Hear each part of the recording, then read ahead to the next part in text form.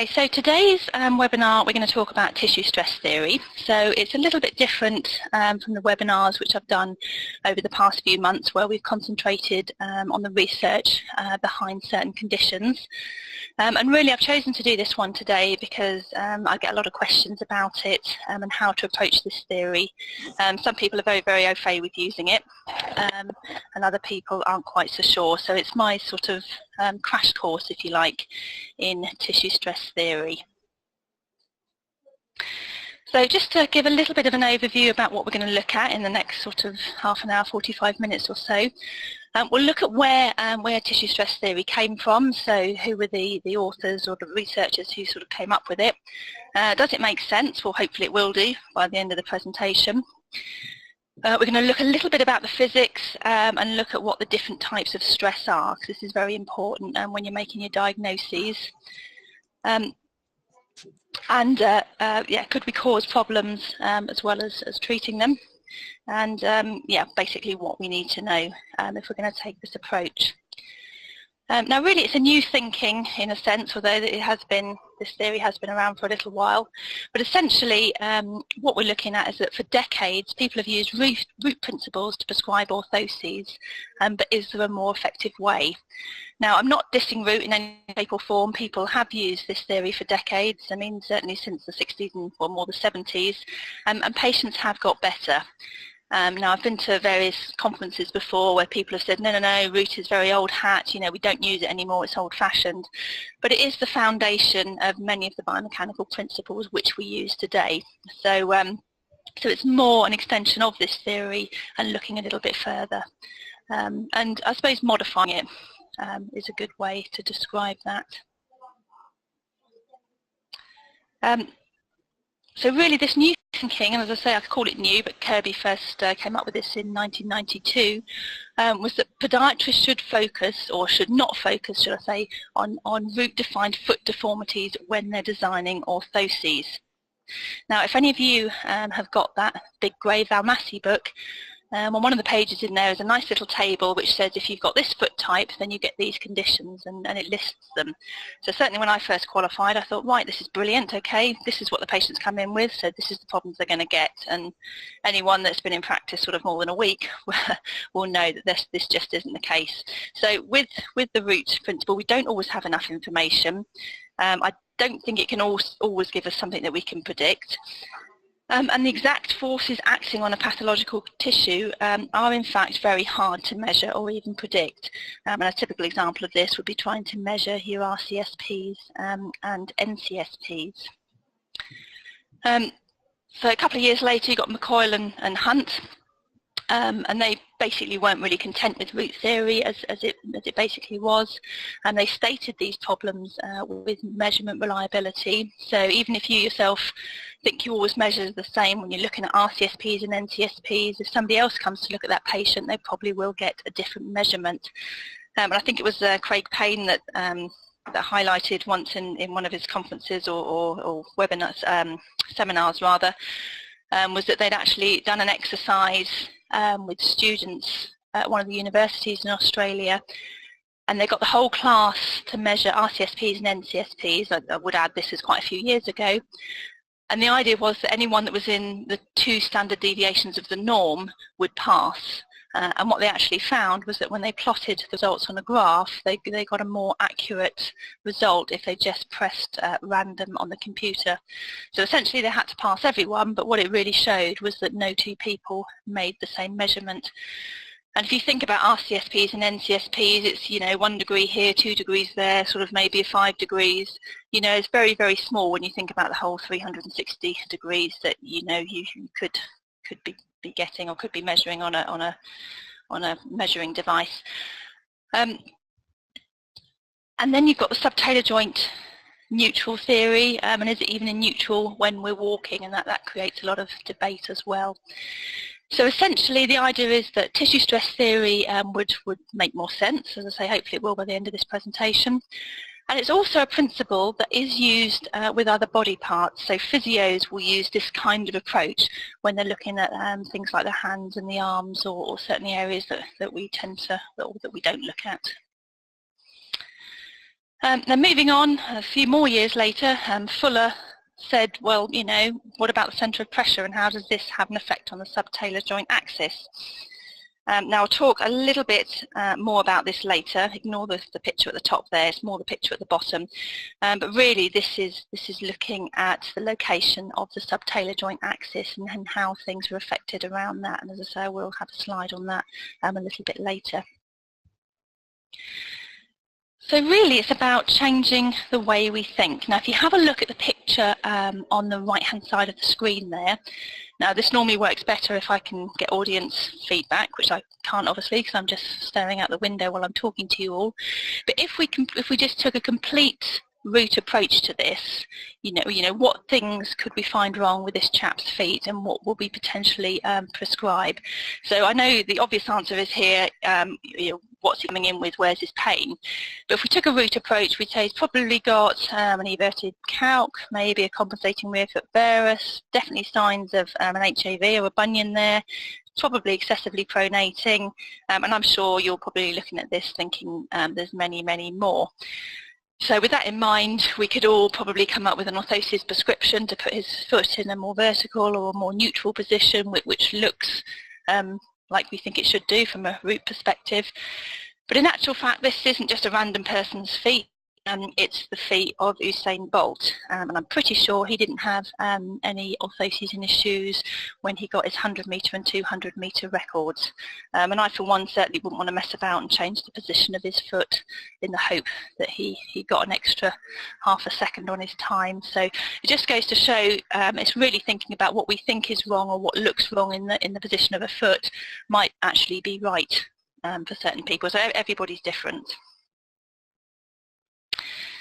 So we're going to look now at tissue stress in 4 easy steps, as I've put it. So to start with, you need to identify the pathological structure involved. So forget the fact that the patient's walked in with an overpronated foot or compensating rear foot varus. You're looking at exactly what they come in with and what their problem is. Then what we need to do is reduce the stress on that structure, optimise gait where we can, and then minimise the risk of other pathologies. So we don't want to be unloading one structure and then causing problems on about 3 others elsewhere.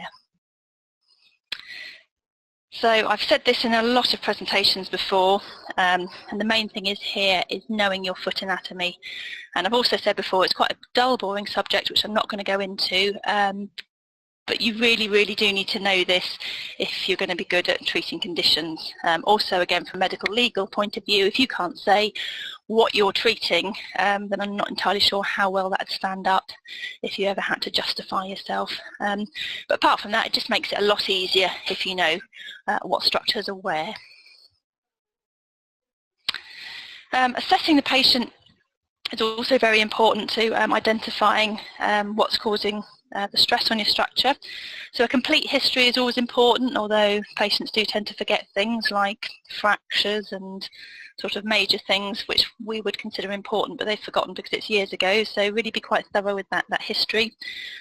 A good biomechanical examination, so not so much measuring your RCSPs and NCSPs, but looking at muscle testing, range of motion of joints, and gait analyses. And there's all sorts of little tests that physios tend to use as well to work out which structure is involved. And they do this by applying either a tension or compression or maybe a resistance on a particular area. So if a patient comes in with pain in a particular site, you can use some of these smaller tests to see whether it's something like a ligament sprain or a capsulitis or a stress fracture or something like that. So there's quite intricate tests you can do as well, apart from the normal ones that we tend to use day in, day out. So essentially what we're doing is gathering enough information to identify what's affecting that pathological structure which we have identified. Now I've got a little bit of an example here, really of just a different way of thinking of things, and I've certainly fallen into this trap in the past. But if we've got a patient with an Achilles tendinopathy, and I use the word tendinopathy because it's only a tendinitis if there's an inflammation, so if it's just sort of general and we don't really know what's going on, tendinopathy is your more sort of general description of that. Now, quite often you may see this with a patient who's got a pronated foot. You watch them walking up and down the corridor, you see a bowing of the Achilles, and it's fairly safe to say you're putting strain on that Achilles because the foot is excessively pronating and bowing it. And as I said, certainly in my early days I would have seen this as a cause. But what's actually causing the pronation? I mean, if the patient's got tight calf muscles and a functional hallux limitus, it could be that they're pronating because they haven't got the sagittal movement that they need at the ankle joint and the first toe joint. So essentially, because they can't go through the ankle and the first toe, they're going round it and using pronation as a method to do this. So if we stick an orthosis in there which corrects the pronation, but we haven't addressed the functional hallux limitus or the tight calves, all you're doing is jamming up that movement even further, and you probably get other problems as a result. So which would you treat? Would you treat the pronation, or would you start with the tight calves with some stretching, or even a heel raise if you had to, and look at addressing the functional hallux limitus? And the answer is, well, certainly I would approach the functional hallux limitus and the tight calves, because that's probably what's causing your pronation. As I said, that's a very simple example there, but it's just to say, sort of get away from thinking over pronation is the be-all and end-all and the root of all evil, and think about what might be causing that excessive pronation and treating the root cause instead. Right, we're going to touch on a bit of physics now, but not getting too boring, I hope. So all body tissue is viscoelastic, and that means that it's a mixture of elasticity and viscosity. So elasticity means that if you stretch something or stretch tissue, it will return to its original shape, and an example of this outside the human body would be elastic, believe it or not. And viscosity means that it undergoes time-dependent deformation. So something like plasticine or blue tack would be an example of this. It doesn't return to its natural form. So deformation under load, but the amount of deformation depends on the force applied. So if you've got a viscoelastic material, it means if it's stressed too much, it becomes a little bit like old elastic, to put things very simply. So an example of this, and again I'm using very simple examples here with very common structures that we tend to see. Something like your plantar fascia, so it's subject to a tensile force with every step you take. It elongates as you toe off under small loads or under required loads, and then it returns to normal when you're non-weight bearing. But it can rupture, or you can get problems or pulling on where it inserts into the calcaneus if it's put under larger loads for longer periods. So it's often the time element and the loading element that we are trying to reduce when we're treating this with either orthoses or exercises. And a bit more physics now. So it's tissue stress, so we have to obviously look at what stress is. So it's a measure of how an object resists a loading force. It's measured in pascals, if you can remember back to your O-level or A-level physics, and it's calculated by dividing the cross-sectional area by the force applied. Now we're not going to be making any calculations, but we are going to look at the different types of stress, and I'll use some examples of different structures along with that. That dog looks very stressed there, doesn't it? Okay, so first of all, tension. And basically this means a force applied stretches or pulls whatever that structure is apart, and it results in either an elongation or a narrowing or both of that structure. So something like this might be a tendon failure, it might be an avulsion fracture, or something like a plantar fasciosis where you're stretching that structure and it's pulling on the insertion point. And then you've got compressive stress or compression. So this means that when a force is applied, it either shortens or pushes it together. And this might be something like a crush fracture or a calcaneal fracture. Slurping some coffee there. And then shearing stress, this is when a force applied is parallel to the surface or the plane of the object. And with this, it says object, but the structure tends to deform internally. So this is more relevant, I guess, with things like the at-risk foot, and it might be something you see with blisters and pressure ulcers. It's also something that's very, very difficult to measure, so it's quite a tricky one to treat as well. And then we've got torsion. So it results in a twist, so maybe something like a spiral fracture, so something you see on the tibia.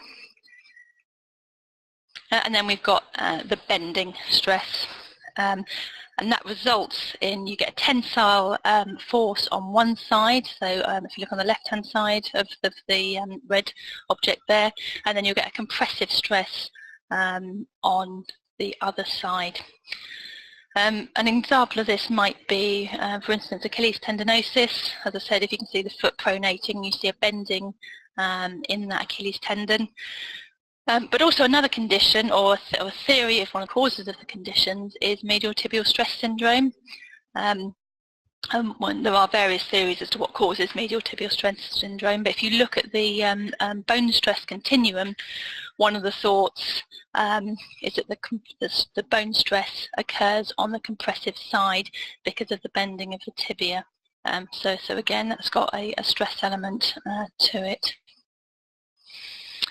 So an example of plastic deformation, so once we've sort of gone past the point of no return, a bit like the plantar fascia, would be tibialis posterior dysfunction.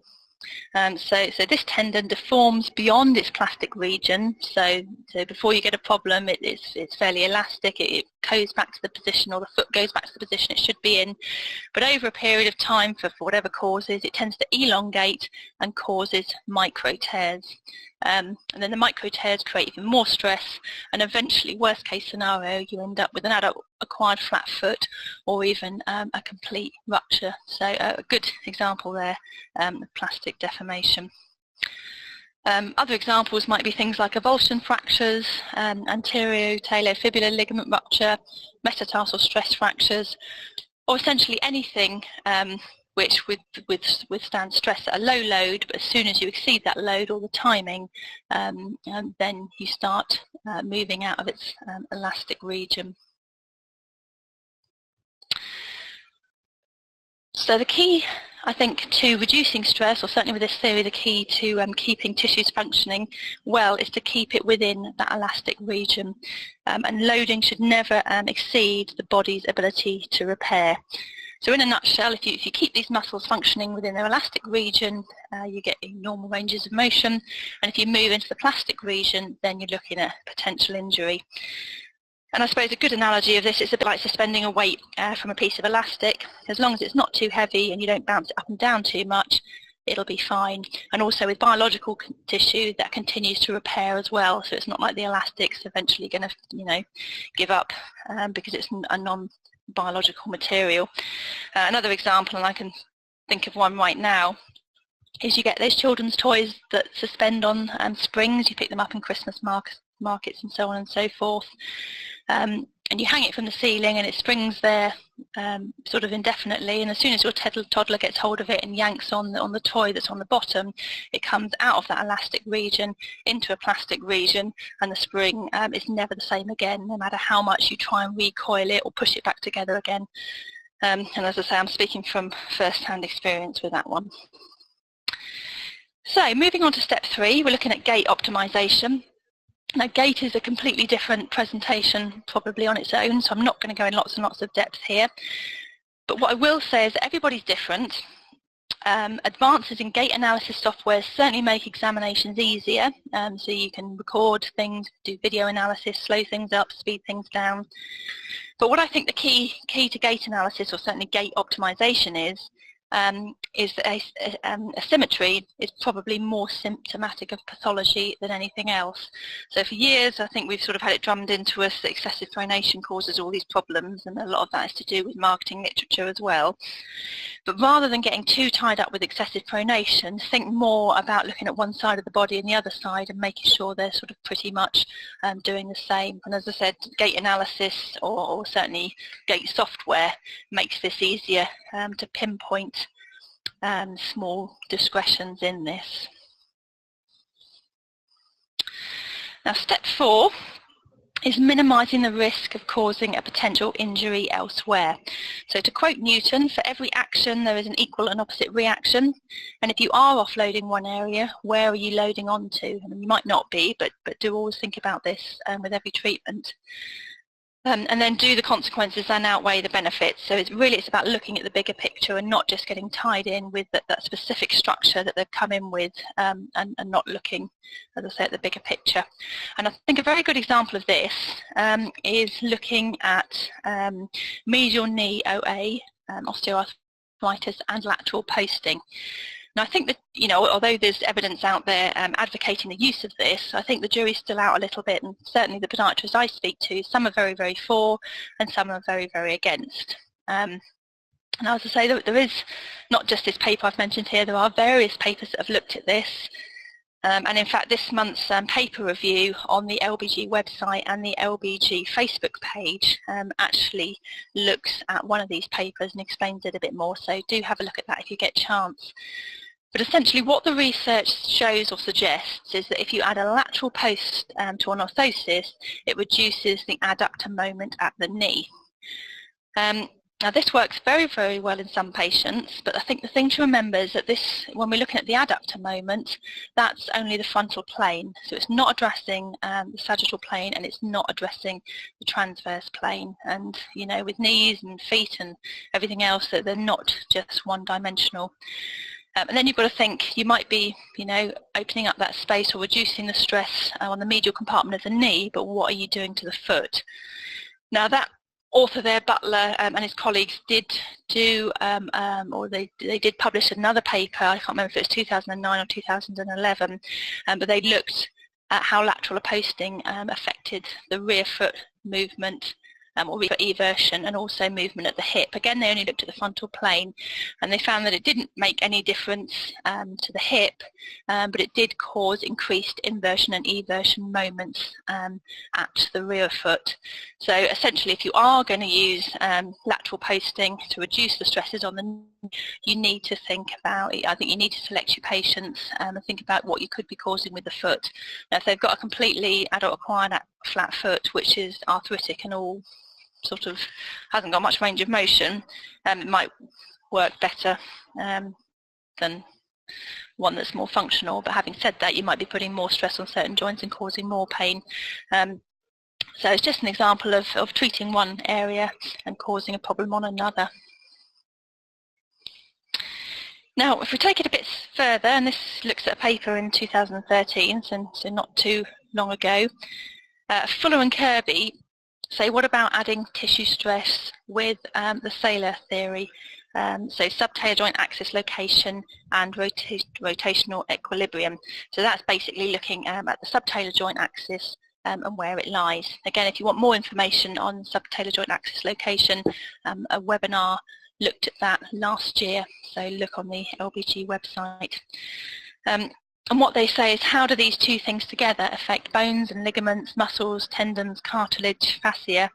So really, don't just think about the big muscles. All in all, there's more than 100 tendons, ligaments and muscles in each foot.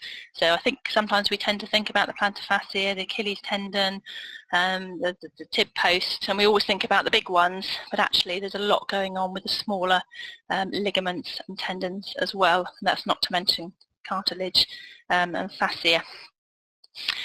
So thinking about the subtalar joint axis and where it lies, there's some pictures there on the right hand side. So on the far left it shows a medially deviated axis, then a normal one, and then on the far right a laterally deviated axis. I'm not sure if you can see my little arrow. Let's have a look. But this isn't me telling you this is how things are. It's just a typical example. I've lost my arrow now.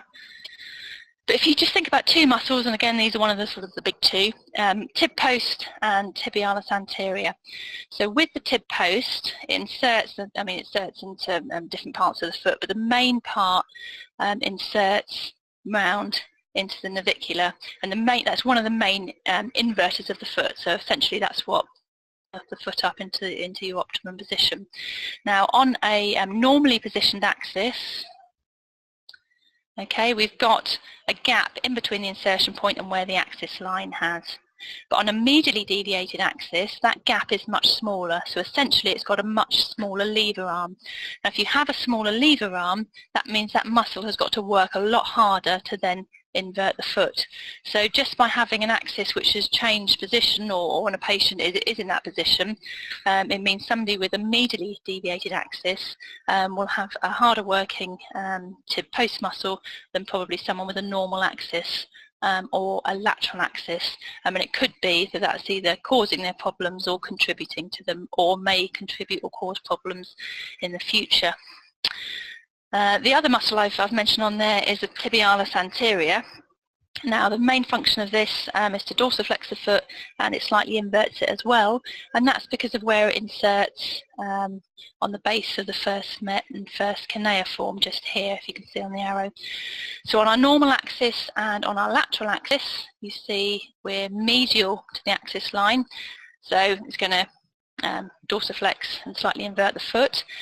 But if our patient, oops, crikey, what happens when you get frustrated with the mouse. If our patient has a medially deviated axis, our insertion point now is on the other side of the axis.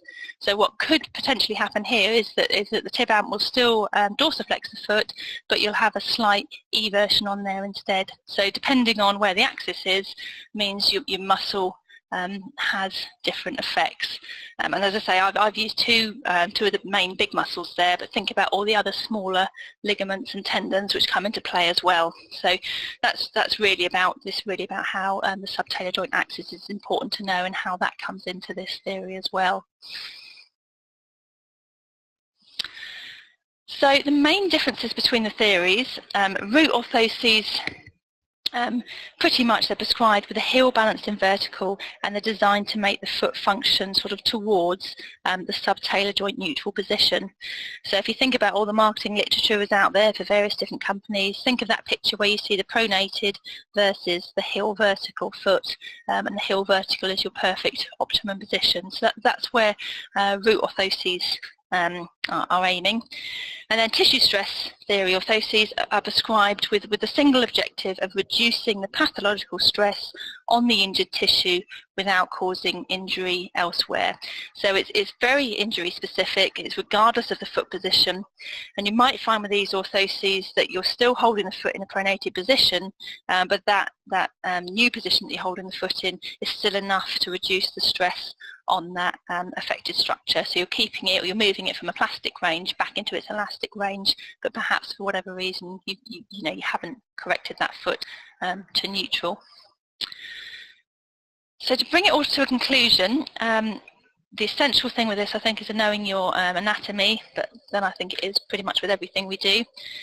It's also important to understand the different types of stress and how these are affected by weight-bearing activity. So stress in itself isn't really a good enough word to describe something. You need to be thinking about whether it's a torsional, whether it's compressive, whether it's tensile, and so on and so forth. And then understanding how an orthotic prescription can reduce the type of stress which is causing the problem. And as I say, the key here again is understanding the type of stress involved, and then combating that with various different orthotic modalities. And then the other thing to remember is that there is a broader management, and sometimes it's easy to keep your patient to yourself and forget that there are other things or onward referrals that you can go to. So you've got shoe modifications, taping, stretching, strengthening, physio referral, injection therapy, surgery, is the end of the line, I guess. But I suppose the problem is, as podiatrists, often we do get patients at the end of the line, so sometimes they've been through all of these things first. So there's some references there. Any questions at all, or anything you'd like me to go over? Somebody's put, how effective are insoles at reducing stresses? That's the million-dollar question. They're very, very good at reducing stresses, as long as you're prescribing the right prescription or the right insole for the right stress. And if they don't work, then you probably need to readdress what you're trying to do. But it's not just a case of sticking an insole in, it's what you do to that insole, where you post it, how you post it, the modifications you put on there. Of course, it also depends what kind of stress it is as well. If you've got a torsional stress fracture of the tibia, then obviously insoles alone aren't going to reduce that.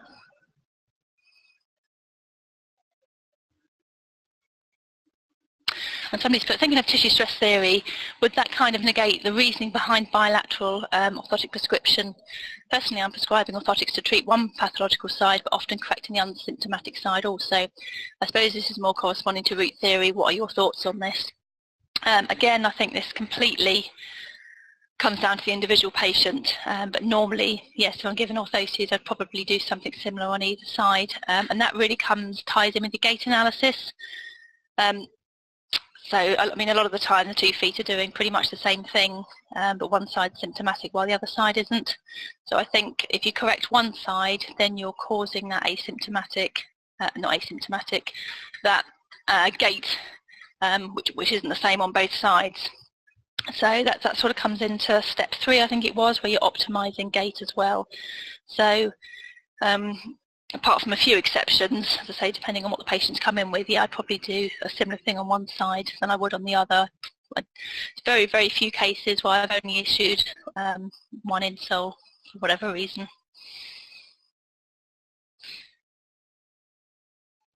And also, I'm not saying completely chuck root theory out the window either. So, and then if you reduce the stress and force on a muscle, and you cured that, would you be worried about the position you're putting the foot in if it solves the problem? Again, I think this depends on the patient, what they're doing and what their activities are. I'm not particularly in favour of, I don't know, I sound like a lawyer, don't I, not giving a straight answer. Yeah, I think it really depends what they've come in with. But I think you do definitely need to always look at the bigger picture. And as I said, I used that example of that medial neo-A. And, you know, could you put a pair of orthoses in and that person walks a lot better, they have a better quality of life and so on, and then 6 months later they come back with, you know, chronic foot pain, which is pretty much a cause of the insoles you've given. But then you could have a patient that you've done the same for and it changes their life and prolongs them having a knee replacement and they get no foot problems. It's, I don't know, horses for courses. But I've certainly given orthoses before to people until till whatever the problem is cured, and then I've taken the orthoses away slowly. I think as well it depends what sort of rehab and exercise regime you give them as well. I mean, something like putting a heel raise in if they've got an ankle equinus, you might do that initially. I suppose if they've got a very chronic,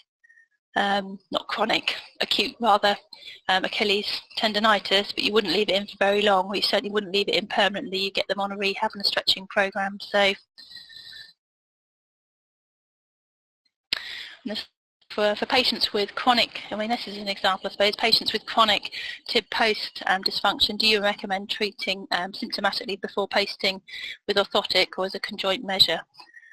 I mean, that's the sort of thing. If you did have someone with chronic tib post dysfunction, you could make a perfect pair of orthoses which reduces the pain and gets them walking better, but essentially if you then take them away, you're pretty much going to be back to square one.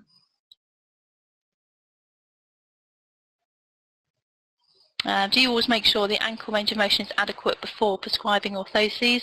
Well, I always check the ankle joint range of motion, but most of the time it's not adequate. I don't know if this is because of where I've worked before. I used to work with the podiatrist from South Wales, and he said nobody had tight calf muscles there because they're always walking up and down hills. Now, I don't know whether that's true, but certainly if there isn't an adequate range of motion, I'd always get them doing calf stretches, and I tend to find in practice that 9 times out of 10 I am prescribing stretching exercises.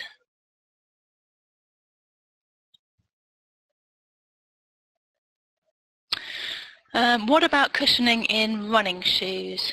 Again, this depends what you're treating, and there's lots of research, or should I say not lots of research, but there is some research out there for things like medial tibial stress syndrome with running that suggests that a shock absorbing insole is much better at preventing the condition than any other type of orthotic modification.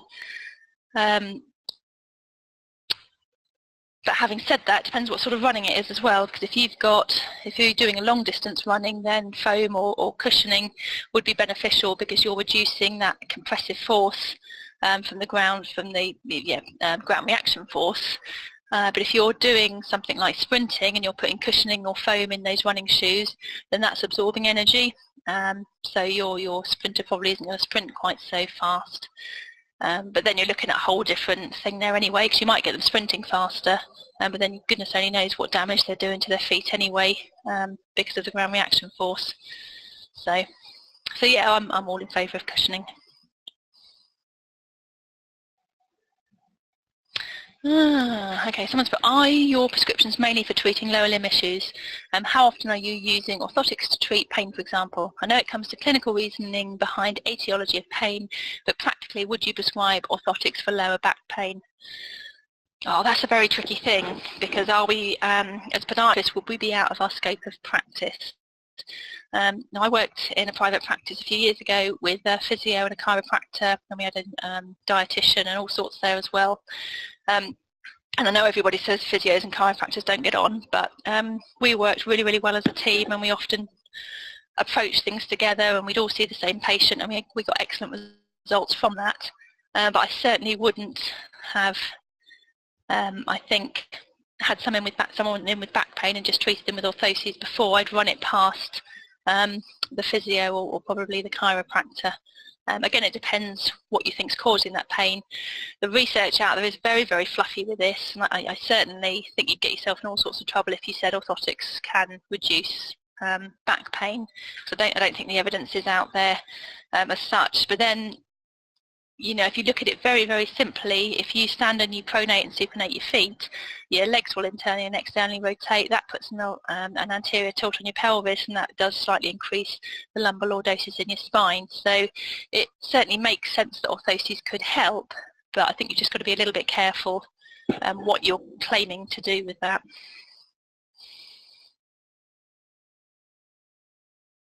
What are your thoughts on HAV and the use of orthoses? I think it depends what stage they're at and what range of motion they've got. Certainly if you've got the range of motion, and there's loads of things you can do with forefoot adaptations, whether you're just cushioning it, whether you've got a shorter first met, whether you're putting a Morton's extension on there. I don't really like treating well, certainly in the past, HAV patients are my, not bugbear, but some of the harder ones to fix, if you like, because you don't always know what's going to work for them. But I have found if you almost try enough stuff with patients with HAV, then you will find something that will ease their pain or certainly help. There's the suggestions out there that braces or HAV braces and also manipulation can have some effect on HAV or reduce its progression. I don't think there's really any evidence out there that orthoses do reduce the progression of HAV, but I mean they certainly, with the right prescription, could help reduce the pain and I suppose improve better quality of life. Someone's put, what about heel type in trainers? Difficult to find neutral material and heel, i.e. one material. Went on a course with Paul Harradine. I don't really understand that question, if I'm honest. Do you mean the material of the heel of the trainers, or are we talking about neutral trainers and antipronatory trainers? I'm not sure what you mean there.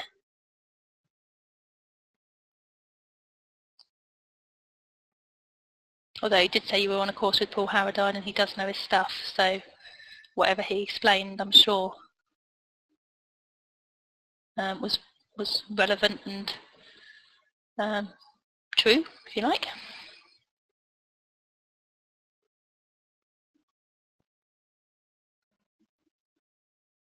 Oh, I see what you mean. So the material of the heel being one type, not a multi. I don't know, to be honest. I mean, to be honest, the whole thing with trainers seems to be an ever-changing thing that you sort of almost need to keep up with on a weekly basis.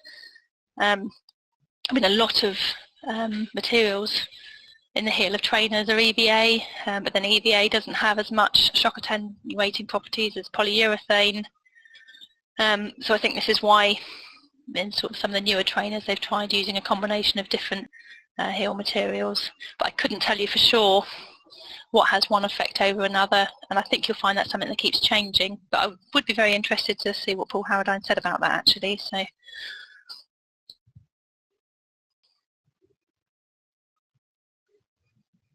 Oh, this is an interesting one. Right, interesting seeing Usain Bolt's feet in that picture. Actually, did any of you guess it was Usain Bolt? Were you given away by the blue background on there that it was a sprinting track? Anyway, but do you feel that there are special considerations when prescribing for athletes? Do you feel certain activities or sports are enhanced by different foot types? I know this is an awkward question. Certainly, absolutely, you need special considerations when prescribing for athletes.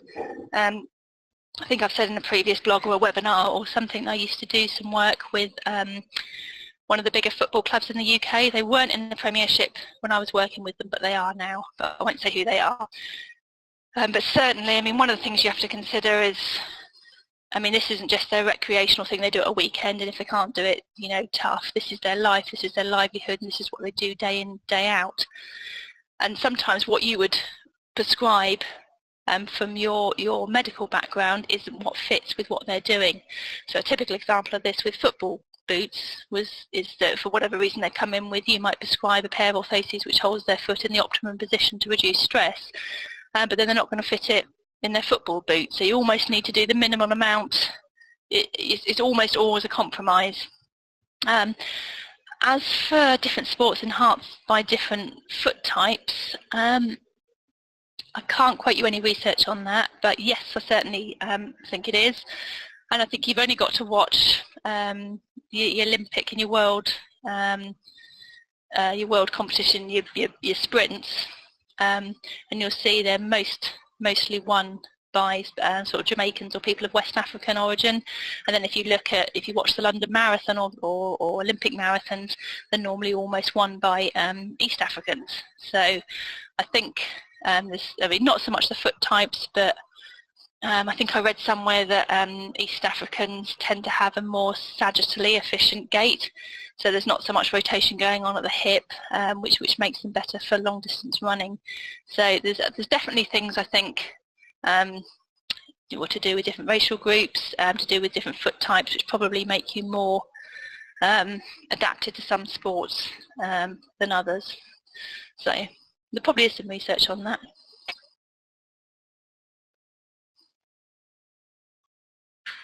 Oh, that's a good tip actually. Someone's put, regarding running shoes, it's a good idea to make friends with your local independent running shoe shop and pick the brains of the owner. Yep, definitely agree with that, and you can also probably get a little bit of business out of it as well. Also, the owner of the running shop, if they know their stuff, will probably know the latest, or certainly what the brands are claiming with latest research anyway. So. And the other thing you don't want to be doing is recommending one thing to your patient and then they go to the local running shop and they're recommending something completely different. Some of these running shops have all this gait analysis, and I have had arguments with patients before that have come in telling me what their problem is because somebody that just works a Saturday in a running shop has wired them up to a running machine and told them that they overpronate, when in actual fact they don't. In fact, I remember having a fireman once, and he had all sorts of problems, and he had anti-pronatory trainers which had been prescribed, I think, by a running shop for his excessively pronated feet, and actually didn't have excessively pronated feet at all. And then he'd seen somebody else, and instead of just telling him to chuck these £100 pair of trainers away and get a neutral pair, they'd laterally posted. They'd put a lateral posting in the anti-pronatory trainers. So I'm afraid I did just say chuck your trainers away and buy a neutral pair, and actually that was all he needed. So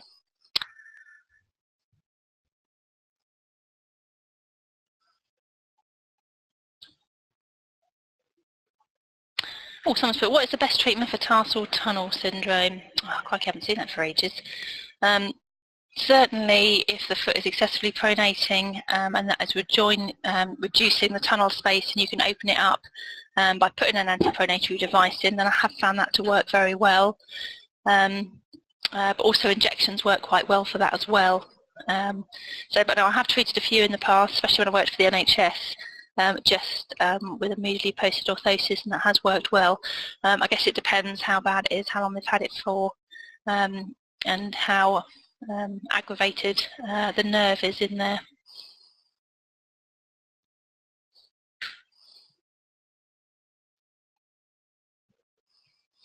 Right, I'm going to end the webinar now, so thanks for listening, and see you all again next time, hopefully.